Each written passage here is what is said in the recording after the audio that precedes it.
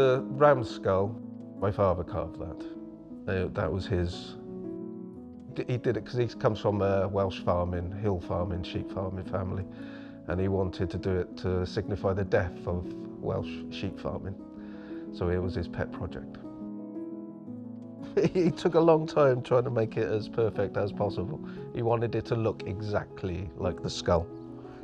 It's lots of little cuts, but very shallow, so you can hardly see them, but you can see them. They're so faint that it gives it a little rippling and a little texture.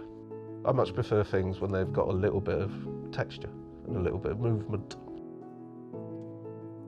The surrounds at Dafydd, that's going back about 20 years now when we did those. And we just got a couple of black and white photos, very old photos of what was in the house. So we tried to make them as close to the photos as we could. He made me do a 7-year apprenticeship. Denailing planks was my first job. And I think I did about 2 years of berries, meters and miles of just berries. Because it teaches you how to hold a chisel, how to work a chisel with your wrists. So there was method to his madness. He started making love spoons, and he won the National Eisteddfod a few times for his love spoons. And then he went to City and Guilds in London to train as a woodcarver.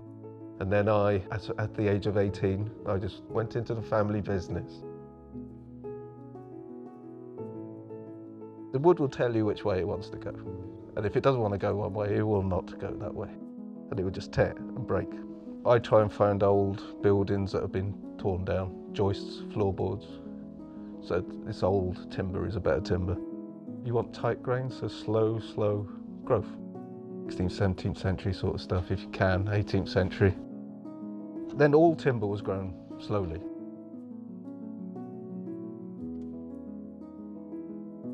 You use a lot of chisels.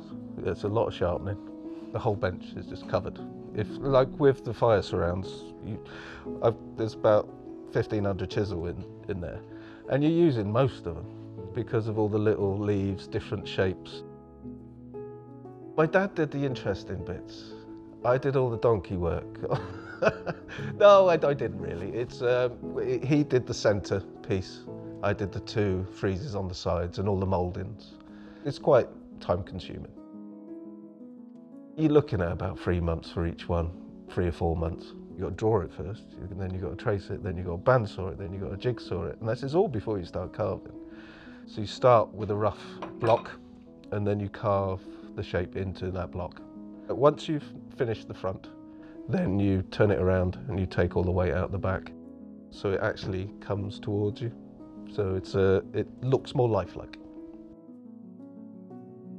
This was a lion. He's supposed to look a little angry, isn't he? So he's supposed to show his teeth. Supposed to be seen from all around. That was just one I did to show the client. So I kept that one and did another 4 for the table. It makes you slow down. It does. It is a nice life. It's very slow, quite ponderous, and I like that. The older I get, the more I prefer it. He was the only master carver in Wales, and now I'm the only master carver in Wales. So there's only about 30 master carvers left in Britain. They're all getting old. So 10 years it will be a dying trend. There won't be many left. So I do need to teach someone.